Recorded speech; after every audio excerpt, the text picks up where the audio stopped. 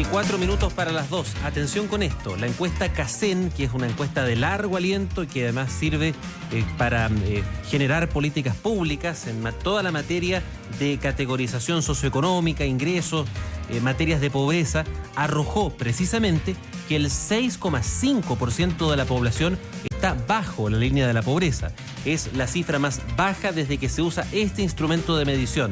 El gobierno y expertos aluden que la baja se debe principalmente a la recuperación económica post-pandemia. Benjamín Quinteros, buenas tardes. Buenas tardes, Andrés. Hace pocos minutos terminó la ceremonia donde se entregaron los datos de esta medición. Sorpresa causaron estos datos entregados en la última encuesta de caracterización socioeconómica nacional, más conocida como CACEN, la que arrojó que la pobreza a nivel nacional alcanza el 6,5%, de la que un 2% corresponde a pobreza extrema.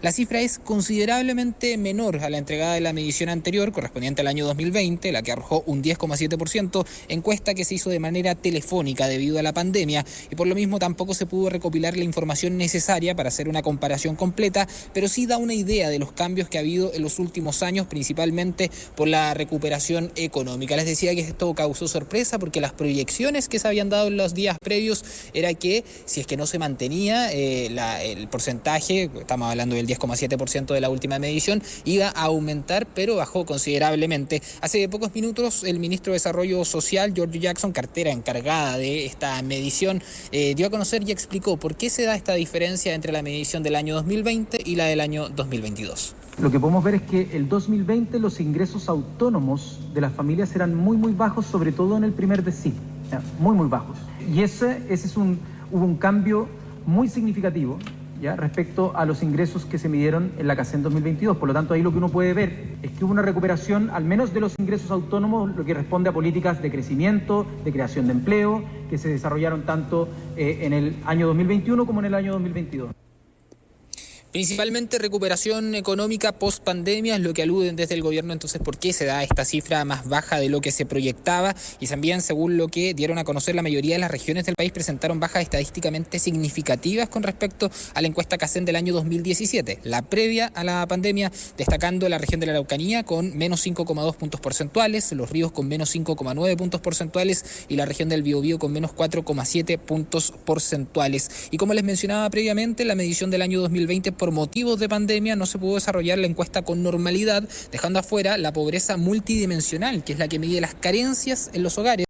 Este año dicho ítem alcanzó un 16,9% menor al 20,3% del año 2017. Marcelo Sánchez, gerente general de la Fundación San Carlos de Maipo, analizó los nuevos datos y también las brechas en regiones y por género.